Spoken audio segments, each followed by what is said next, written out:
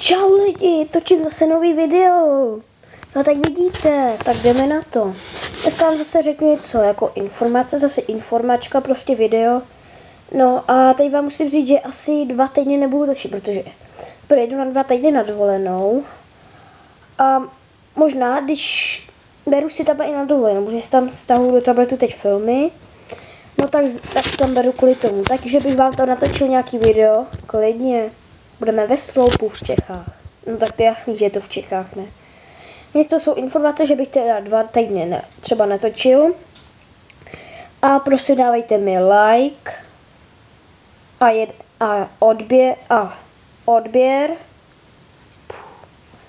Jo, takže to by bylo asi všechno. Tak se rozloučíme a čau. Tak možná ještě stihnu natočit jedno video, ale jinak na dovolený. Nezapomeňte dát like a ty odběry. Čusák! Teda čau.